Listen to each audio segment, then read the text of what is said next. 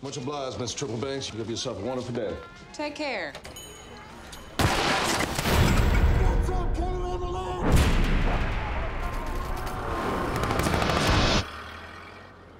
It's all right. It's just a car. It must have backfired.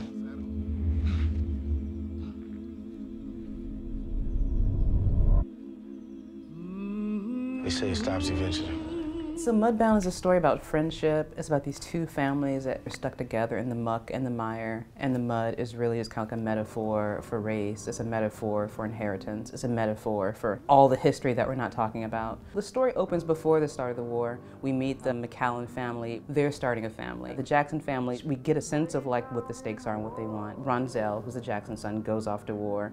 Jamie, who's the brother of Henry McCallan, goes off to war. Both of them go off to war, come back, and then form a relationship in the face of the rampant racism of the time. They form this friendship that, of course, isn't something that's allowed or something that's like advisable, and something that ends up being perilous. I think it's an unusual story in many ways. It kind of transcends itself. There's a shot in the film that's actually inspired by one of my grandmother's stories. She talks about how she and her brother would ride on the end of their mother's cotton sack. And so there's a shot of these two kids like being pulled through the cotton, and that was straight from my grandmother's stories. For me, it felt personal in that way. Everything that I had been given was just so rich, and then just my respect for the work that she does, it put me in this really great place where I was so open to create. And this is like her debut composition. I mean, it's stunning, and so I think she really did a good job of animating the world. Dee likes the source music to be very organic to the time and the place. We have a sequence called Country Violence, and we're like working on the cue. And I gave the note back to Nancy, like, oh, like we need more sludge. And then Tamar knew what that meant somehow. Dead mice, dead rabbits, dead possums. You find them in the yard. You smell them rotting under the house. And then there are the creatures you kill for food.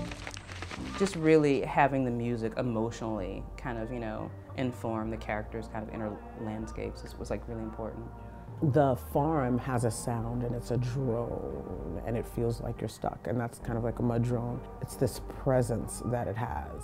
That, in terms of like the sound design influence, is kind of like what they hear. Everything from the sound perspective has to support the story. It's not so much like literal music, but it's kind of like the voice of the ancestors, so it's like ringing out. It's not quite what's happening in the picture, but it's this like feeling. Oh, one morning soon, oh, one morning soon, I heard angels sing, oh, all around my head. There's one moment where it's meant to be coming from the church. It's not really identified as source. It's playing more as score. And we're able to do some really beautiful things with that probably would get a little more lost in the translation with 7/1 or certainly 5/1. I hear a difference when we mix in Atmos, and even for very simple dialogue scenes, in that now, since we have all these speakers to use, can be moved away from that so that it has an architectural space and a sonic landscape to live on its own. What I love about it is the fact that it's a seamless transition from the screen. So I've taken some voices and I've panned them, and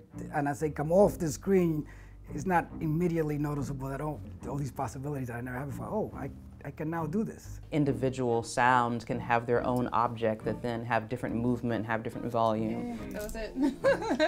Nice. It's great to have tracer bullets going one way, you have another plane zipping past here, you have bullets ricocheting there. With things going past you and up and above you and below you. I think it's really helpful to create for the audience this like immersive feeling, and it further increases that subjectivity because we as the audience don't know where the next thing is going to come from or what's going to happen. You kind of absorb the information from those arrays in a way that you're not aware of. Elevates the storytelling, and is something I'm going to think about in terms of like how to shape narrative. Amen.